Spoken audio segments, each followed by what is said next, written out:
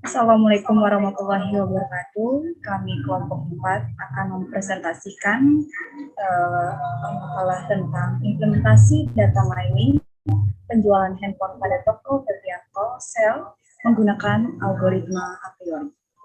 Disusun oleh yang pertama ada Irfan Akrisan dengan NIM 11 19 32 13 dan saya sendiri Sawitri Febrianti dengan NIM 11 19 31 04 dan Zamlani Zabalado Siregar dengan NIM 11 19 3124.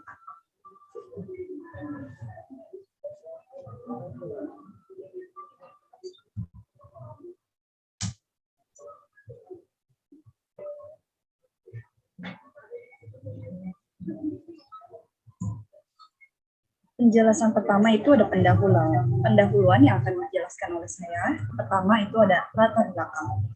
Nah, di sini banyaknya persaingan dalam dunia bisnis, khususnya dalam industri penjualan, menuntut para pengembang untuk menemukan suatu strategi yang dapat meningkatkan penjualan dan pemasaran produk yang dijual. Salah satunya adalah dengan pemanfaatan data penjualan setiap hari. Nah, data inilah yang semakin lama akan semakin bertambah banyak.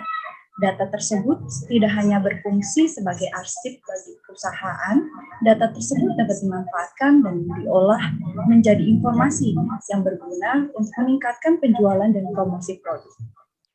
Nah, handphone adalah merupakan barang yang sangat dibutuhkan pada saat ini, karena handphone sangat membantu manusia dalam melakukan berbagai aktivitas dan masih banyak barang elektronik lainnya. Sumber data penjualan handphone menunjukkan permintaan produk elektronik semakin meningkat. Hal ini yang dijadikan sebagai dasar pengelolaan data mining pada penjualan handphone. Salah satu showroom data penjualannya akan menjadi penelitian, karena showroom inilah memiliki data penjualan kurang baik, sehingga data tersebut hanya berfungsi sebagai arsip bagi perusahaan dan tidak dapat dimanfaatkan untuk pengembangan strategi pemasaran. Nah, apa sih algoritma itu? Algoritma a priori ini termasuk jenis aturan asosiasi pada data mining. Algoritma a priori ini yang bertujuan untuk menemukan item sets dijalankan pada sekumpulan data. Nah, analisis a priori didefinisikan semua aturan a priori yang memiliki syarat minimum untuk support dan syarat minimum untuk confidence. Tujuan dari dilakukan penelitian ini yaitu untuk mengetahui sejauh mana sih algoritma a priori dapat membantu pengembangan strategi pemasaran. Adapun manfaat dari penelitian ini adalah membantu perusahaan untuk mengetahui produk elektronik yang paling banyak terjual dan membantu penyediaan stok handphone. Analisis asosiasi atau association rule mining adalah teknik data mining untuk menemukan aturan asosiasi antara suatu kombinasi item. Interesting.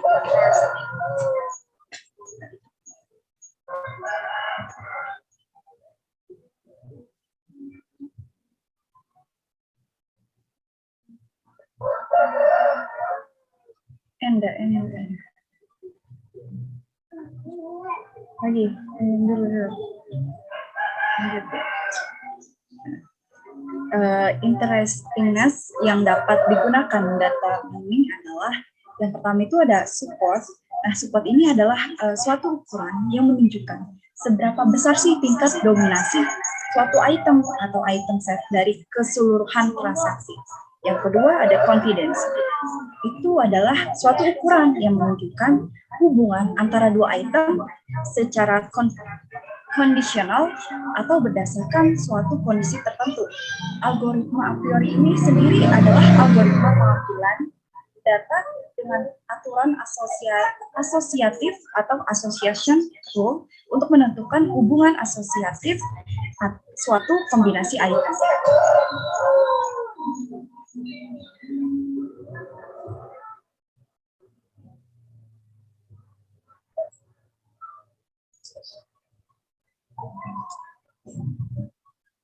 Selanjutnya adalah identifikasi masalah. Nah, apa aja sih permasalahan yang ada di penelitian ini? Yang pertama itu bagaimana cara penerapan algoritma a priori terhadap data penjualan handphone. Kedua, masyarakat tidak memahami tentang kualitas handphone saat melakukan pembelian. Lalu ada hampir sebagian besar masyarakat kan tidak tahu keterkaitan penjualan suatu produk terhadap kualitasnya. Masyarakat juga belum mengetahui rekomendasi produk paling baik di antara banyak produk yang beredar. Yang terakhir, konsumen masih menilai produk dari pendapat konsumen lainnya, sehingga informasi yang diperoleh kurang akurat.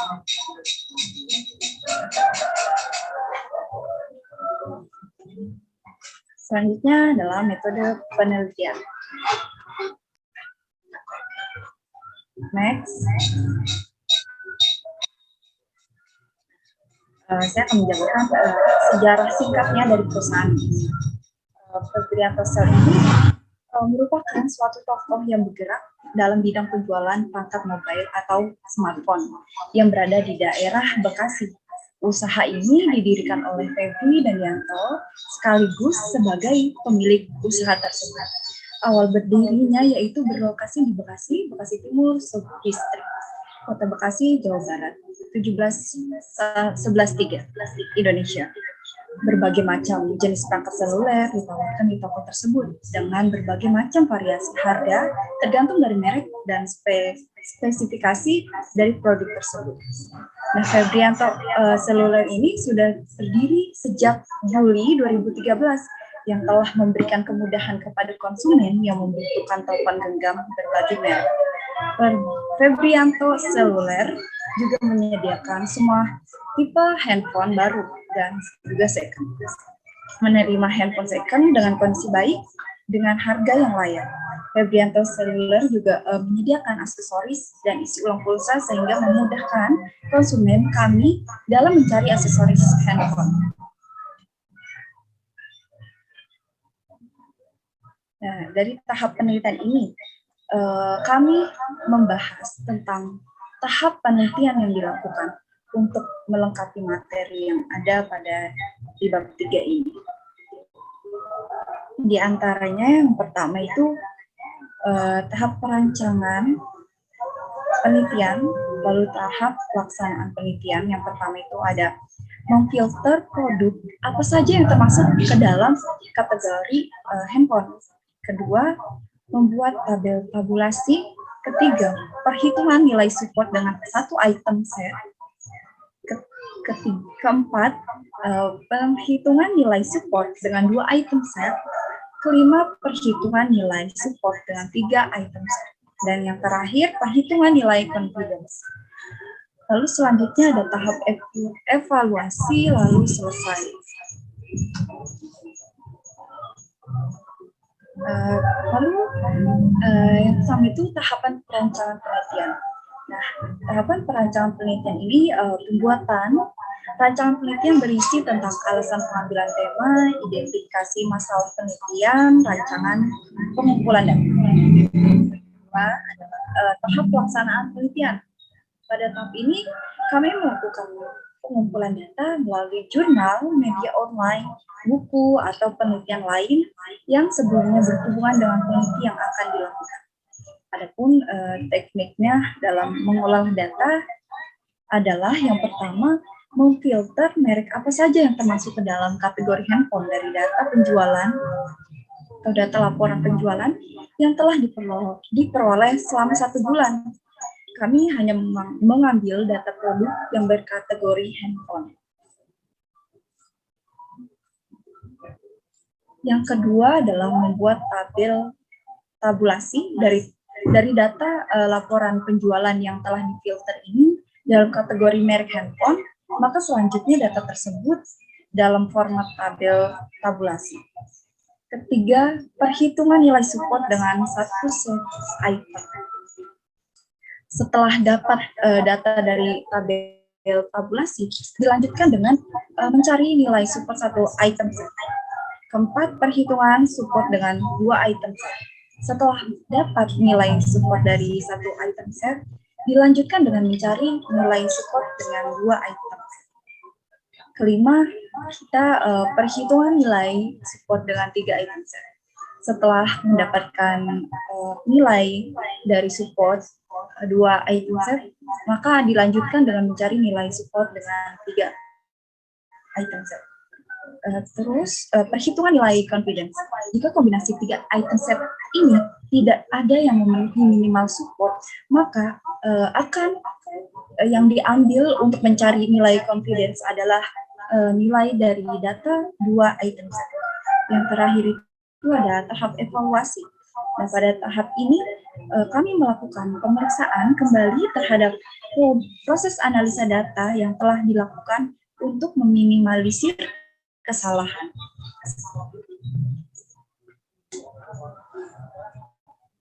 Selanjutnya akan dijelaskan oleh Zamrani.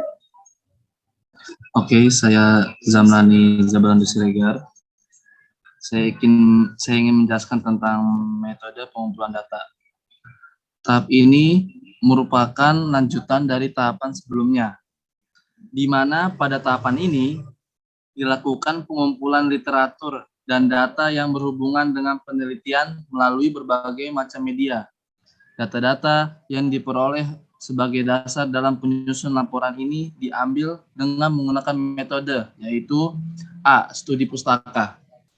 Studi pustaka dilakukan untuk teori-teori tentang penelitian melalui jurnal, media online, buku, atau penelitian lain yang sebelumnya berhubungan dengan penelitian yang akan dilakukan.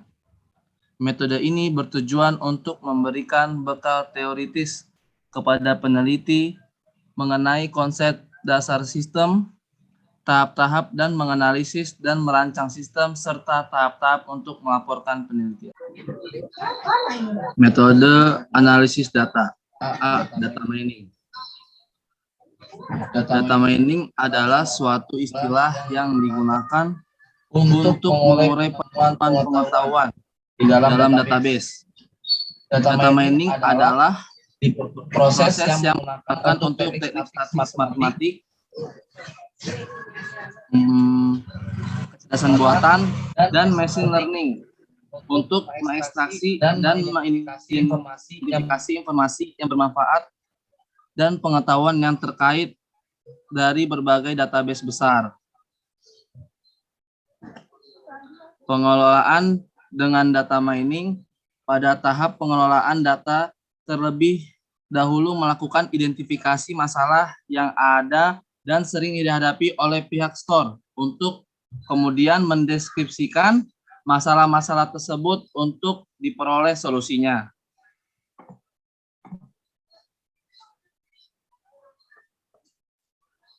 Tahap selanjutnya dilakukan analisa masalah menggunakan teknik data mining dengan algoritma a priori untuk mendapatkan hasil sebagai tujuan yang akan dicapai. Data mining sering juga disebut knowledge discovery in database atau KDD.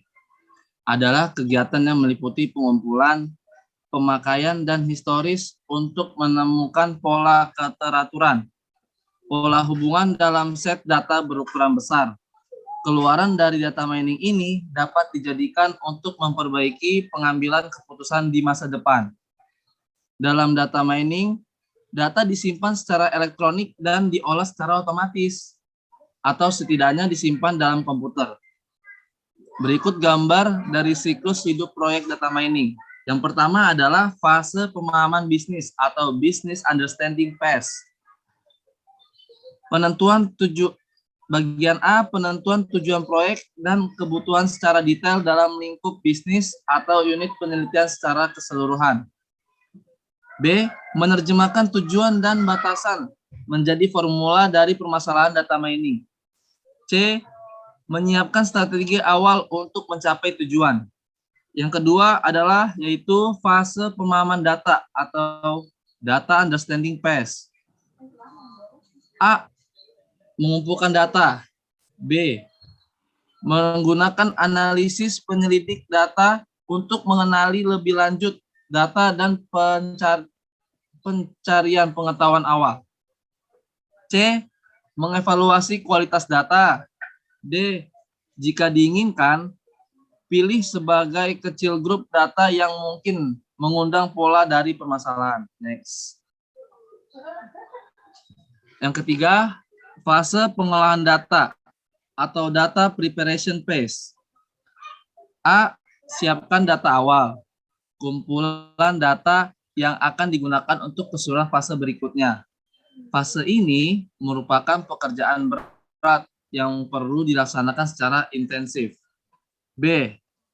Pilih kasus dan variabel yang ingin dianalisis dan yang sesuai dengan yang akan dilakukan. C. Lakukan perubahan pada beberapa variabel jika dibutuhkan. D. Siapkan data awal sehingga siap untuk perangkat pemodelan.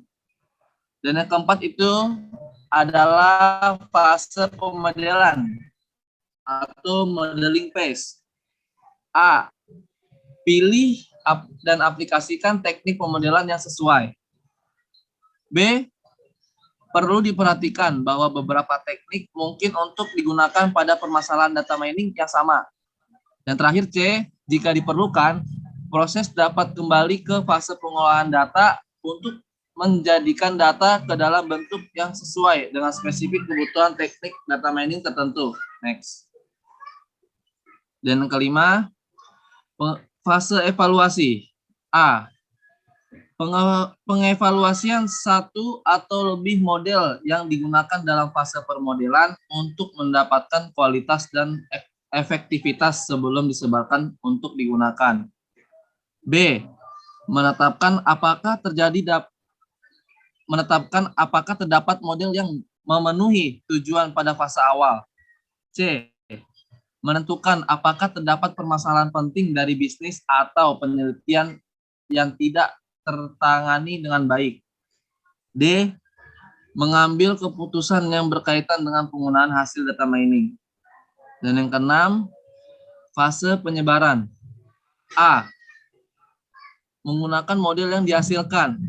Terbentuknya model tidak menandakan telah terselesaikannya proyek. B. Contoh sederhana penyebaran, yaitu pembuatan laporan.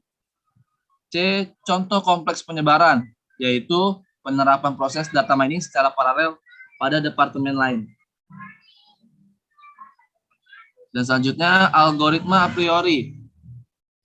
Algoritma a priori adalah suatu algoritma dasar yang diusulkan oleh Agrawal dan Srikan pada tahun 1994 untuk penentuan frequent in time set untuk aturan asosiasi Boolean. Algoritma a priori termasuk jenis aturan asosiasi pada data mining. Aturan yang menyatakan asosiasi antara beberapa atribut sering disebut affinity analysis atau market basket analytics. Analisis asosiasi atau association rules mining adalah teknik data mining untuk menemukan aturan suatu kombinasi item. Menurut Laros tahun 2005. Salah satu tahap analisis asosiasi yang menarik perhatian banyak peneliti untuk menghasilkan algoritma yang efisien adalah analisis pola frekuensi tinggi atau yang disebut frequent pattern mining. Penting tidaknya suatu asosiasi dapat diketahui dengan dua tolak ukur, yaitu support dan confidence. Support atau nilai penunjang adalah persentase kombinasi item dalam database, sedangkan confidence atau nilai kepastian adalah kuatnya hubungan antar item dalam aturan asosiasi yang menurut Kusrini tahun 2009. Next.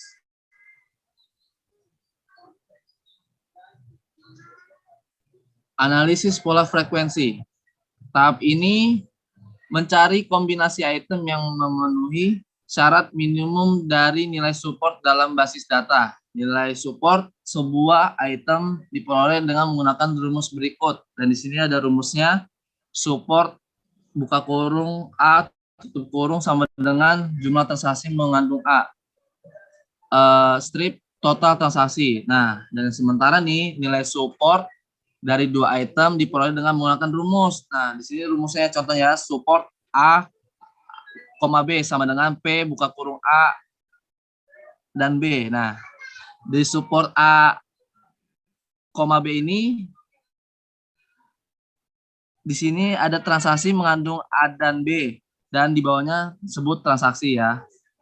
Frequent item set menunjukkan item set yang memiliki frekuensi kemunculan lebih dari nilai minimum yang ditentukan. Oh, misalkan O strip sama dengan 2, maka semua item set yang frekuensi kemunculannya lebih dari atau sama dengan 2 kali lipat disebut frekuen. Himpunan dari frekuen K strip item set dilambangkan dengan FK. Setelah semua pola frekuensi tinggi ditemukan, barulah dicari aturan asosiasi yang memenuhi syarat minimum untuk confidence dengan menghitung confidence aturan asosiatif A dan B. Nilai confidence dari aturan A dan B diperoleh dengan rumus berikut yang di bawah ini ya. Confidence transaksi mengandung A dan B dan transaksi mengandung A yang di bawahnya. Untuk menentukan aturan asosiasi yang akan dipilih, maka harus diurutkan berdasarkan support kali confidence. Aturan diambil sebanyak N aturan yang memiliki hasil terbesar. Next. Rapid manner. Menurut Aprilia Dennis pada tahun 2013, rapid manner merupakan perangkat lunak yang bersifat terbuka atau open source. Rapid manner sebuah solusi untuk mining dan analisis prediksi. Rapid mining menggunakan berbagai teknik deskriptif dan prediksi dalam memberikan wawasan kepada pengguna sehingga dapat membuat keputusan yang paling baik. Rapid miner memiliki kurang dari 500 operator data mining, termasuk operator untuk input, output, data pre-processing, dan visualisasi. Rapid miner sebelumnya bernama YALE, Yet Another Learning Environment, di mana versi awalnya mulai dikembangkan pada tahun 2001 oleh Ralph Klinkenberg, Ingo Mierswa, dan Simon Fisher di Artificial Intelligence Unit dari University of Dortmund. Rapid miner mendistribusikan di bawah lisensi AGPL atau GNU Averroes General Public License versi 3. Hingga saat ini telah ribuan aplikasi rapid miner di lebih 40 negara. Rapid miner menyetujui graphic user interface untuk merancang pipeline.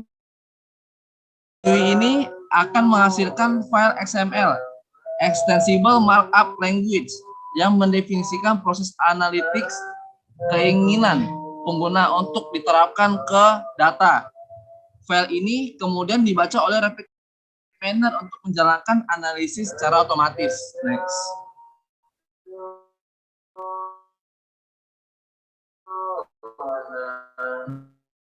Beberapa fitur dari rapid ini self-organization map. 2. Bentuk grafis yang canggih seperti tumpang tindih diagram histogram, tree chart and 3D scatter plots. Dan yang ketiga, banyaknya variasi plugin seperti text plugin untuk melakukan analisis teks.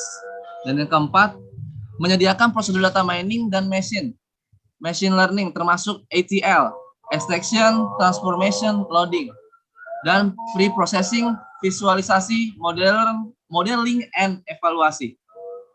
Dan yang kelima, proses data mining tersusun atas operator-operator yang nestable, dideskripsikan dengan XML, dan dibuat oleh mengintegrasikan proyek data mining WK dan statistika R. Next. Selanjutnya akan dibahas oleh Irfan Akrisan. Kepadanya persilakan. Ya, terima kasih Saudara Jamlani. Dengeran nggak? Ya, saya akan menjelaskan dengan selanjutnya hasil dan pembahasan. Yang pertama ada sumber data. Sumber data adalah segala sesuatu yang dapat memberikan informasi mengenai data. Berdasarkan sumbernya, data dibedakan menjadi dua, yaitu data primer dan data sekunder. Yang pertama ada data primer, yaitu data yang dibuat oleh peneliti untuk maksud khusus untuk menyelesaikan permasalahan yang sedang ditanganinya. Data dikumpulkan sendiri oleh peneliti langsung dari sumber pertama atau tempat objek penelitian yang dilakukan. Yang kedua ada data sekunder, yaitu data yang telah dikumpulkan untuk maksud selain menyelesaikan masalah yang sedang dihadapi. Data ini dapat ditemukan dengan cepat dalam penelitian ini. Yang menjadi sumber data sekunder adalah literatur, artikel, jurnal, serta situs di internet yang berkenaan dengan penelitian yang dilakukan. Selain data primer, sumber data yang dipakai peneliti adalah sumber data sekunder. Data sekunder didapat melalui berbagai sumber, yaitu literatur, artikel, serta situs di internet yang berkenaan dengan penelitian yang dilakukan. Next, ada proses data. Proses data ada 3. Yang pertama, himpunan data atau data integration, yaitu pemahaman dan pengolahan data yang terdiri dari data processing, data cleaning, data integration, data reduction, dan data transformation. Yang kedua ada metode data mining atau association. Pilih metode sesuai karakter data, yaitu terdiri estimasi, prediction, classification, clustering, dan associated. Dan yang ketiga ada pengetahuan atau rule, yaitu pola atau model atau rumus atau tree atau role atau cluster. Selanjutnya ada hasil dan evaluasi. Prosedur sistem berjalan dalam penelitian ini, yaitu pelanggan data ke toko, kemudian memilih barang yang tersedia berdasarkan yang ada di display toko. Jika tidak ada yang cocok, maka pelanggan akan memilih barang lain atau meninggalkan toko. Nah, ini perhitungan algoritma a priori. Berdasarkan transaksi penjualan produk pada toko seluler, transaksi tersebut dapat diakumulasikan. Akumulasi transaksi penjualan produk diperoleh dari penjualan mingguan atau bulanan yang diambil bila dibentuk dapat dilihat dalam tabel di samping. Yang pertama ada tabel di situ, sebenarnya tabel bulan bukan tabel minggu. Jadi 1 itu dikatakan terjual, 0 itu tidak terjual. Jadi di 1 bulan pertama ada Samsung terjual pertama 1, Apple 0, Huawei 0, Advan 1, dan Lenovo 1. Sampai dengan yang lainnya juga sama. Penjualan itu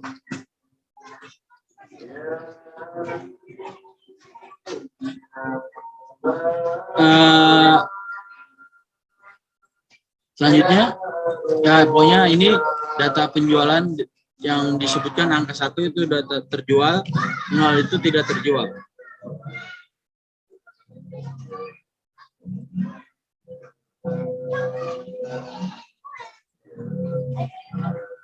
Ini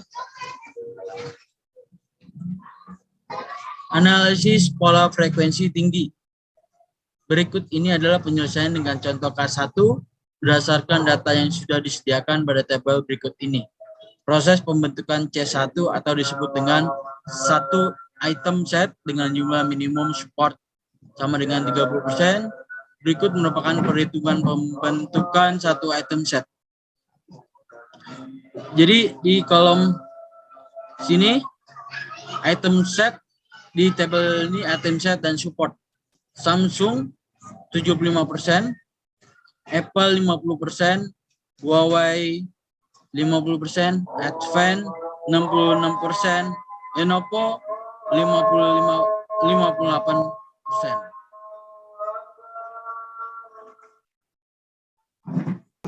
Ya, ini adalah analisis pola frekuensi tinggi. Berikut ini adalah penyelesaian dengan contoh K1 berdasarkan data yang sudah disediakan pada tabel berikut ini. Proses pembentukan C1 atau disebut dengan satu item set dengan jumlah minimum support sama dengan 30%. Berikut merupakan perhitungan pembentukan satu item set. Jadi penjualan yang di sini akan dirumuskan di sini. Jadi di setiap bulannya ada penjualan atau ada pembelian di setiap item setnya. Nah, masuk dengan rumus ke sini, yang dimana jumlah minimum support adalah 30% merupakan perhitungan pembentukan satu set. Samsung dengan 75% support, Apple 50% support, Huawei 50% support, Advance 66,66% support, dan Lenovo 58,33% support. Jadi item ini, semua item set dari Samsung, Apple, Huawei, Advance, dan Lenovo sudah masuk dengan minimum support sama dengan 30% atau C1. Jadi dia semuanya memasuki kategori minimum support. Berikut ini ada selanjutnya adalah pembentukan C2 atau disebut dengan dua item set dengan jumlah minimum support sama dengan 30%. Berikut di sebelah sini, sebelah kanan pojok, dia ada. Nah, yang ini S Samsung titik Apple itu sebuah rumus sama dengan transaksi yang mengandung Samsung dan Apple. Tabelnya ada di samping. Samsung, Apple jumlahnya 4, disupport 33,30%. Ada Samsung, Huawei 2, jumlahnya dengan support 16. Jadi yang pertama ini di minggu yang pertama jumlahnya 4, jumlah yang kedua ada 2. Sama dengan yang hasil di sini. Samsung 2 dengan Huawei jumlahnya 2, supportnya 16,66%. Selanjutnya ada Samsung Advance jumlahnya 5, 41 supportnya 41,66%. Selanjutnya ada Samsung Lenovo jumlahnya 6 dengan support 50%.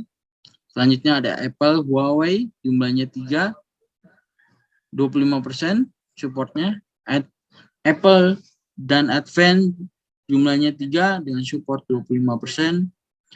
Apple, Advance jumlahnya 3 sama dengan support 25%.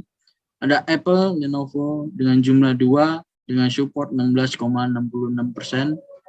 Ada Huawei Advance jumlahnya 4 dengan support 33,3%. Dan yang terakhir ada Huawei Lenovo 2 dengan support 16,66%. Jadi di sini ada beberapa yang supportnya masuk dengan kategori, yaitu kategori kan kita ada 30% supportnya. Di sini ada C2 yang supportnya itu ada di yang pertama ada Samsung dengan Apple 33,3%. Selanjutnya ada Samsung Advance dengan jumlahnya 4, di support 41,60%.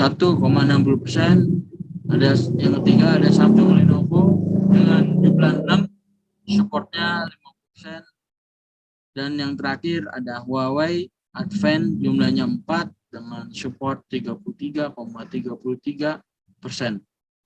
Jadi ada yang tidak masuk dengan kategori support C2 dengan jumlahnya ada 1, 2, 3, 4, dan 5. Nah, setelah kita sudah cek 2 dengan 2 item set yang digabung ini, kita lanjut ke selanjutnya. Minimal support yang ditentukan adalah 30%. Jadi kombinasi 2 item set yang tidak memenuhi minimal support akan dihilangkan. Terlihat seperti tabel di bawah ini.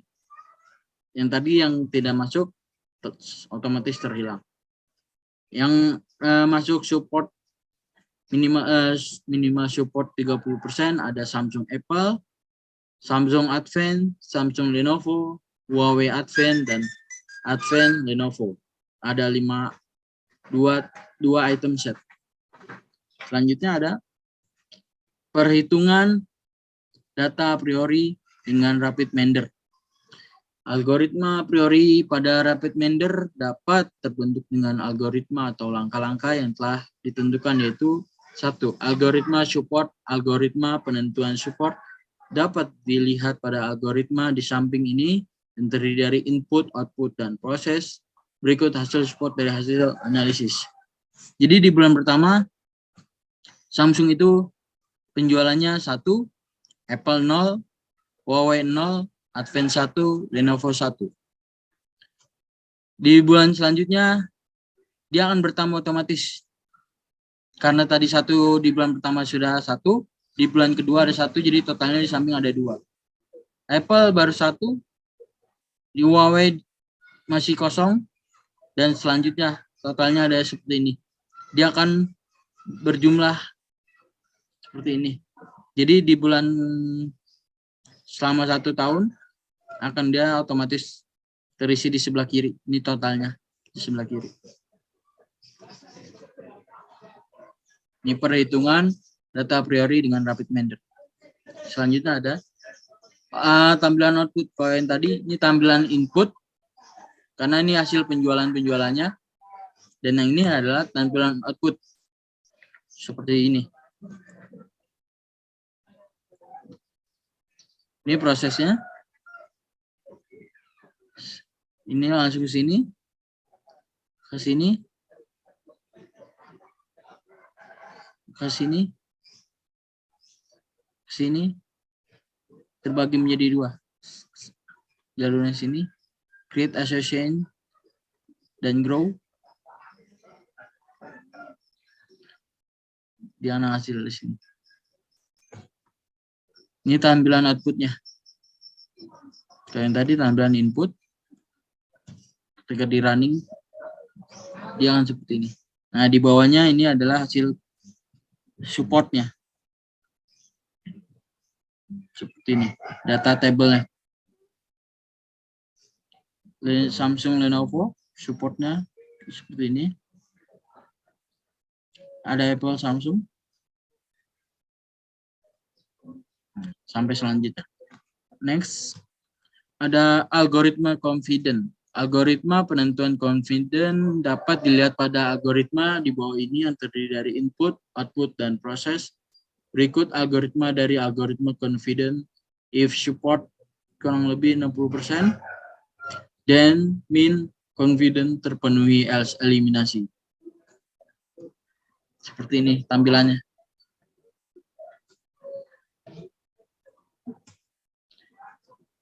Ini hasil algoritma confident. Samsung Advance sama dengan garis Lenovo confident. Deskripsi. Hasil dari penjualan atau support confident.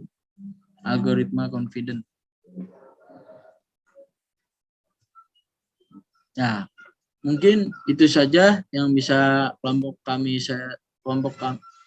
sampaikan. Kurang lebihnya mohon maaf. Ada kesimpulan, algoritma a priori dapat diterapkan untuk mendukung strategi marketing di suatu perusahaan atau institusi lainnya. Informasi yang berkaitan dengan pelaksanaan promosi dapat tersedia dengan cepat, sehingga pihak manajemen dapat melakukan pengambilan keputusan dengan cepat. Pelaksanaan strategi promosi pada perusahaan sangat dibantu dengan adanya penerapan algoritma a priori ini, sehingga diharapkan efektivitas pelaksanaan strategi akan dapat semakin ditingkatkan. Penerapan algoritma a priori yang dilakukan melalui perangkat lunak yang dirancang terbukti menunjukkan hasil yang sama dibandingkan dengan melakukan perhitungan secara manual ataupun dengan perangkat lunak sejenisnya. Hal ini dibuktikan dengan melalui perhitungan nilai support dan confident yang menunjukkan hasil yang sama. Jadi dengan adanya algoritma a priori ini, si penjual bisa tahu hasil yang signifikan di penjualan sebelumnya atau selanjutnya, dia sudah tahu signifikan progresnya. Jadi tidak harus perhitungan secara manual. Kurang lebihnya mohon maaf. Assalamualaikum warahmatullahi wabarakatuh. Terima kasih.